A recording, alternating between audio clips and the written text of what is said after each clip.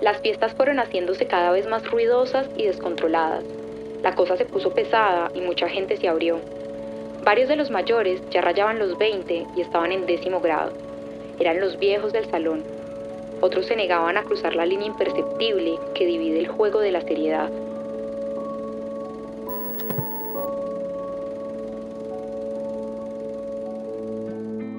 «30 años son mucho tiempo, pero ese lapso es mucho más largo si se transita en medio del dolor». El 26 de febrero de 1990, la periodista Silvia Duzán viajó hasta Cimitarra, en Santander, para definir los últimos detalles de un documental que hacía para Channel 4 de Londres. Allí se encontró con Josué Vargas, Saúl Castañeda y Miguel Ángel Barajas, en el popular restaurante La Tata. Los tres eran líderes de la Asociación de Campesinos del Carare, cuya historia tenía un lugar especial en el trabajo periodístico. No había pasado mucho tiempo cuando hombres armados llegaron hasta la mesa y los rociaron con balas. Los 3 campesinos murieron en el lugar. Silvia alcanzó a ser trasladada a un hospital, pero nada fue suficiente. Hoy, 3 décadas después de la masacre, 2 de las personas más cercanas recuerdan la risa de Silvia, lo intrépida que fue como periodista y las cosas inconclusas que dejó su pronta partida. El crimen está en la impunidad, pero como dijo su hermana María Jimena Duzán, ni la impunidad más perfecta puede contra la memoria. Había una baranda muy grande en la casa y yo me bajaba siempre a la baranda, volaba, y yo me pasé derecho y vi que Silvia de pronto hizo lo mismo, pues se cayó en la mitad, y se cayó a una altura casi de 4 metros, y se rompió la cabeza y yo la vi muerta, 4 años. Yo con un susto, yo tengo todavía esa imagen de Silvia, se salvó de milagro. Es como una avalancha de recuerdos y que pues la angustia de que se van desvaneciendo y que algunas cosas ya pues no me acuerdo bien, y revisando los materiales que trabajé junto con ella, pues como la separata que hice para El Espectador como al mes de que ella muriera, y eso fue muy angustioso porque habían varias crónicas que estaban a medio terminar. Unas estaban bastante completas, otras le faltaban, entonces, y otras que estaban, que ya era imposible recuperarlas, entonces digamos me acordé de ese momento de que era, pues, que la había perdido. Esta foto me impresiona mucho porque esta foto hace muchos años, no la veo porque se me perdió entre tantas cosas que me pedían. Esta foto fue en Providencia, en San Andrés. Veníamos en un barco que es de un dueño, de un señor que también murió. Esa foto es una foto muy triste porque en esa foto estamos muchos y la mayoría murió. Silvia era una mujer muy tímida, muy tímida, pero tenía una facilidad de reírse, muy curioso, y más que tímida era muy cerrada en muchas cosas. Y yo creo que esta manera de reírse como que la protegía de muchísimas cosas.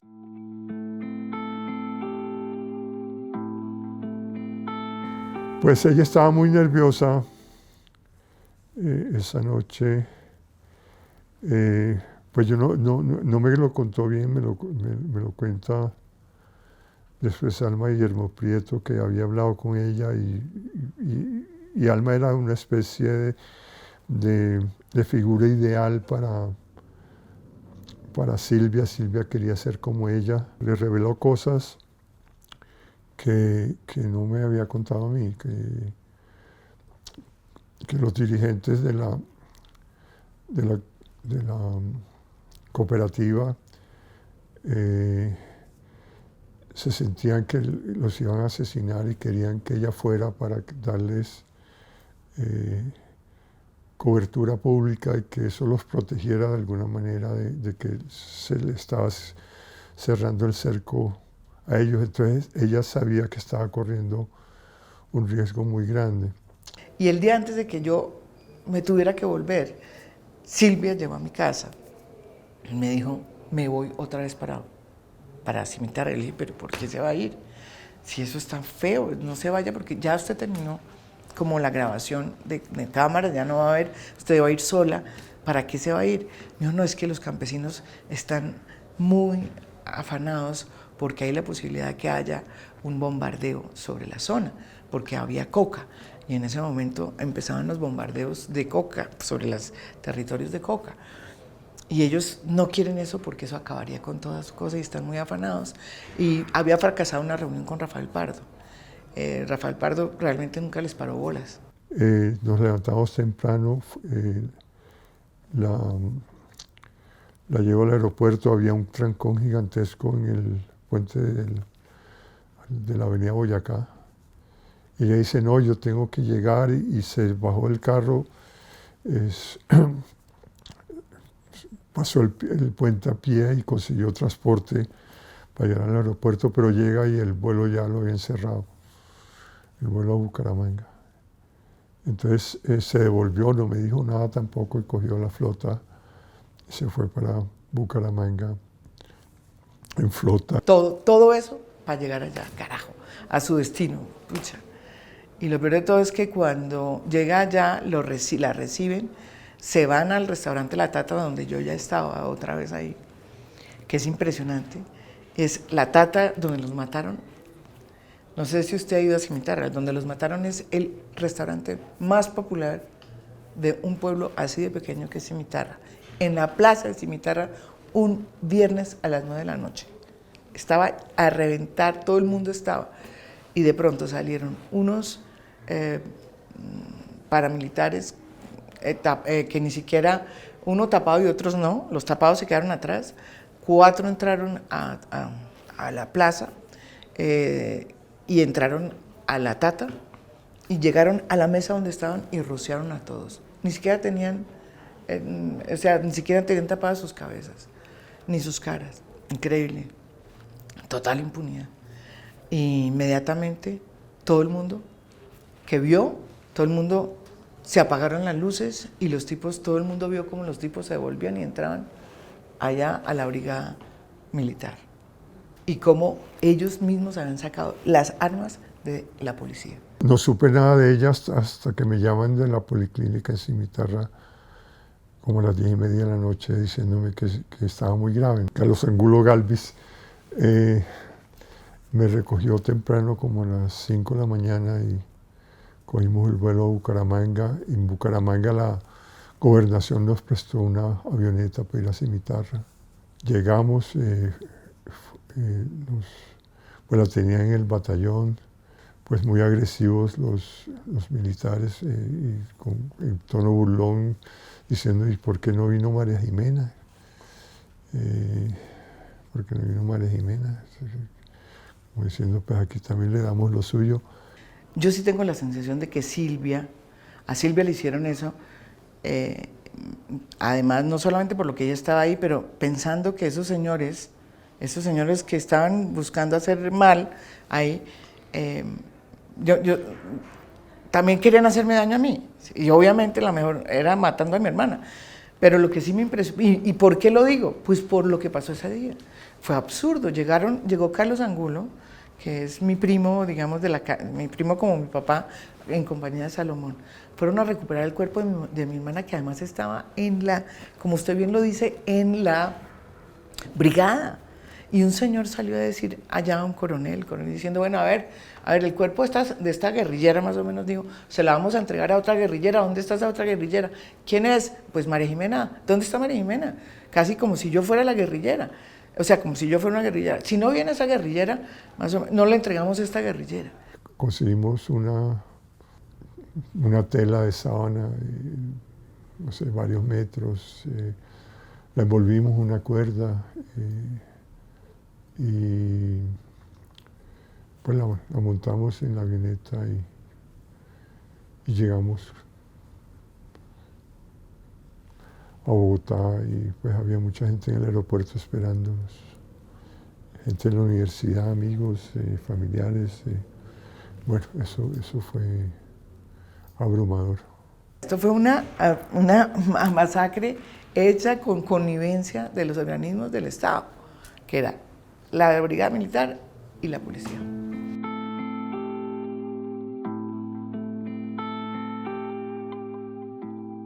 Algunas veces la acompañé a hacer esas crónicas. Por ejemplo, me acuerdo yendo a un lugar bastante lúgubre en la novena, que era de striptease, que era bastante deprimente. Y bueno, ella vivía siempre en peligro y yo pues era mucho más conservador que ella, siempre me atemorizaba pues con, digamos, la forma como ella enfrentaba las cosas, y era muy valiente. Aunque también tenía mucho miedo ella, pero lo dominaba. Se fue y se metió con Alonso Salazar allá a entrevistar a ese sicario y a conseguir ese sicario, porque Silvia decía que ella tenía que encontrar el perfil del sicario. Ella le parecía que eso era pues parte del sumum de lo que significaban las tribus urbanas, en lo cual ella era experta. Pero nosotros estábamos muy afanados con mi mamá, porque ella ya llevaba mucho tiempo allá y eso estaba muy caliente. Pues la admiraba por eso y siempre trataba como de que pensara bien lo que iba a hacer y que tuviera más cuidado y digamos que asumiera menos riesgos, pero también entendía que eso era que esa era su vocación y que no podía de ninguna manera impedirla. Entonces nunca me interpuse en nada de lo que ella hizo, y algunas veces pues corrió también serios peligros. Ella fue a Medellín a entrevistar sicarios y hasta que le dijo el que le había dado los contactos que dejara eso y se regresara porque la estaban vigilando. Me dio tanto dolor entender, o sea, que las razones por las cuales lo hicieron eran todas falsas. O sea, ¿qué era lo que creían? Que ellos eran guerrilleros, que esos campesinos eran guerrilleros, que mi hermana era guerrillera. ¿Por qué? Pues porque estaban haciendo ese documental. De ese grado fue, digamos, la deshumanización que sufrió mi hermana y los 4 campesinos. O sea, yo no acabo todavía de entender cómo fue que llegamos a esto. O sea, ¿por qué diablos llegamos a esta deshumanización del otro por el hecho de que una estaba haciendo Silvia su trabajo y los otros estaban tratando de sobrevivir en un país vuelto mierda? ¿Sí? Eso fue lo que pasó. Y los mataron como si fueran unos perros. O sea, ni siquiera como a los perros le dan cristiana sepultura, a estos ni siquiera. Eso fue una cosa de un odio. Pues resulta que esa es la historia de todas las masacres de este pucho país. Es el odio mal entendido, el odio encarnado, ¿sí? Que no son capaces de irse a los de arriba, sino cogen a las personas que son más débiles, ¿sí? A los periodistas que estamos en las zonas, ¿sí? Que son zonas donde uno está en una debilidad pues evidente, ¿sí? A unos campesinos que querían pues trabajar su tierra. Ese fue su gran delito y por eso los mataron, porque no se dejaron. Y ahora que se cumplen 30 años, yo quiero hacerles un tributo también a esos campesinos y a esas familias, ¿saben? Yo encontré de nuevo a esas familias haciendo el libro y me ha impactado, porque eso sí me da a mí cierto pudor, porque a mí me cambió mucho la vida, sí, pero a ellos se las transformó para siempre y para mal, a muchos de ellos, porque quedaron sin tierra, se los quitaron. O sea, es exactamente lo que le pasó a las familias, sobre todo de Josué Vargas, lo que le pasa a los campesinos en Colombia. Se quedan sin sus tierras, se quedan sin su sustento.